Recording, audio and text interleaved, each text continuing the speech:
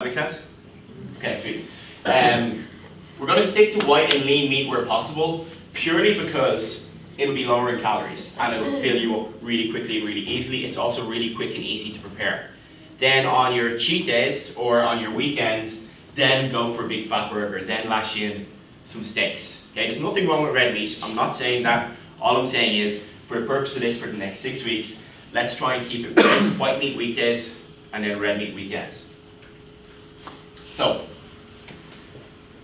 I don't know about you guys, but I love simplicity. I can eat like the same meal for 3 or 4 days without getting bored.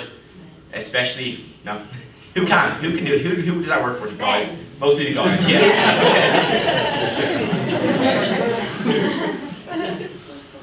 You should really know my audience.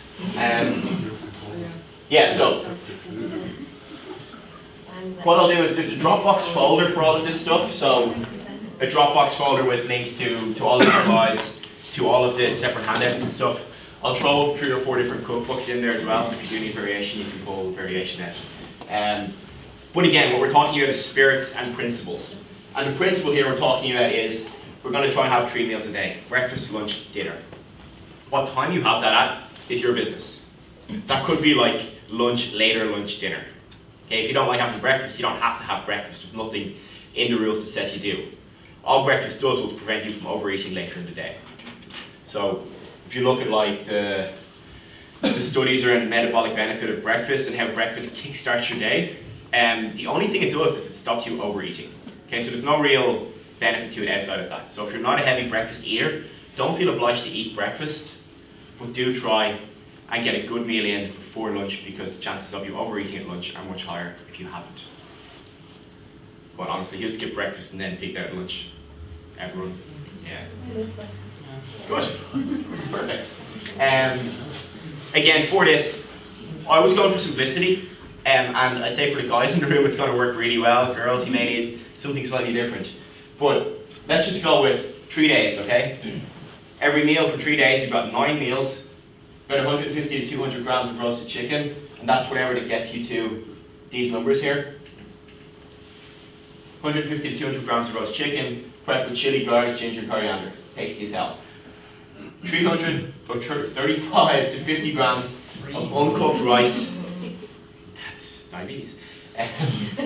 Boiled in water. So this is your uncooked weight. The easiest way to measure your rice is to get like a little kitchen scale. It's a flat one from Argos, they're like a tenner.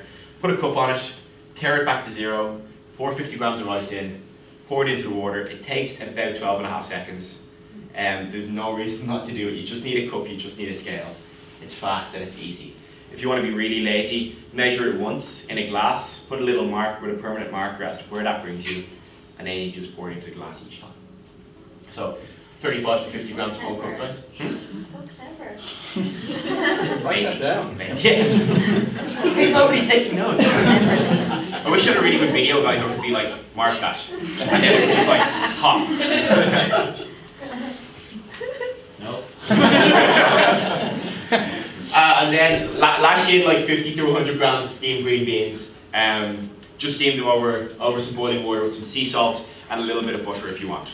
Again, who was at the Mission Reboot talk? Yeah, does everyone remember, this is your meat, portion of protein, these are your starchy carbs, this is your vegetables, and that's your fat. If you track it back, it comes to that, like 150 to 200 grams of chicken. It's about the size of my hand in depth and width. A fist-sized portion of rice for me is probably 35 to 50 grams cooked. Big handful of greens, thumb-sized portion of butter, bish bash bosh, job done. If you're ever out for dinner and you're not sure what's on your plate, if it's something like this, you're doing okay. That's the only question you need to ask. Just do that to the waitress. Yeah. You're like, what? Just walk into restaurants. Just, all I can think of now is like a t-shirt with like a fist, a hand, a thumb, and a grab on it. Mark that. So, that's your breakfast, that's your lunch, that's your dinner. Okay, 9 meals. You prep that in like 45 minutes. You get 2 baking trays, you put your chicken fillets on them, you line them up, you throw all your spicy shit on top of them, you lash them into the oven. Once you've lashed them into the oven, you turn on some water, the water starts boiling, You get 9 times the amount of rice you need. So if it's 50 grams, it's 450. You measure it out, you portion it into 9. You're probably going to say, oh, but what if one day's a little bit over? It doesn't matter. Okay? You're looking at your weekly averages. Okay, so that's day 1 to 3. You could probably eat this all the time if you wanted for 6 weeks. It's not going to be the best. Look, you need rotation of food, you need rotation of vegetables just to give your body a break and not to go insane. But you could get away with it. It wouldn't be optimal by any stretch. Then on day 4, we're going to switch over and go with turkey mince, wok fried, with some tasty Asian spices, some sweet potato fries, oven roasted coconut oil with paprika salt on top, and then like broccoli, spinach, salad greens, whatever kind of leafy greens or vegetables you want to put in. Again, this thing. Day 7 is where the rubber hits the road, okay? If you can get like this right for about 80% of the time, you're laughing, that'll get you there. Like I calced this out earlier, and if you take the upper numbers, so call it 200 grams of chicken, 200 grams of sweet potato, and then some veg, and you multiply that up, that comes back to about 1,700 or 1,800 calories. If we come back to these numbers, basically, that if you're a 70 kilo guy or girl, that'll get you there. And that is a lot of food. That's a really, really big amount of food. If you're a heavier guy, you still have a load of calories to get away with. Like I know if I had this type of setup, I still have like 600-700 calories of food to get in. And that's where you can take your meal replacement shakes in, it's where you can take your Mars bars in, it's where you can take whatever you want in. Once you're getting the basics of your diet right, once you're tracking your calories and once you're not putting too much fuel into your fuel tank, you'll stay on track. Then day 7. This could be Saturday or Sunday. Or if you know you're going to have a big piss up on a Thursday, maybe you take day 7 as your Thursday and get back on track Friday and Saturday. Have any 2 of the above meals, so that'll be like breakfast and lunch. Just take out the starchy carbs. So it will become like turkey mince and spinach, or roast chicken and steamed greens. Because later on that day, you're going to have pretty much whatever you want. Okay, this isn't like, let's store up all my cravings for a 7-day period and then smash back 6,000 calories. I know. Shocking. Because let's go back to this really simple example. If you need 3,000 calories per day, and you have that for 7 days, that's 21,000 calories. And in there, you're losing weight. The problem becomes, if you have 3,000 calories for 6 days, and then on day 7 you have 8,000 calories, you've now taken in 26,000 calories, you're 5,000 calories over your weight loss target for the week. You've essentially eaten an extra like 400 to 450 calories per day because you went nuts on your cheat day.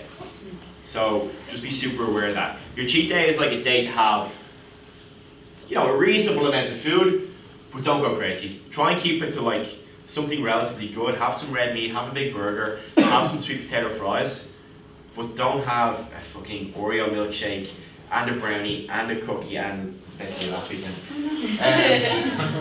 So yeah, look, cheat day doesn't mean eat everything. It means eat some stuff that you like. Cheat meal. Eat it slowly. Cheat meal. It's a cheat afternoon, basically. Don't know. Cheat meal, not cheat day. If you feel unwell or ill after it, you've eaten too much. Okay, that's your cover off.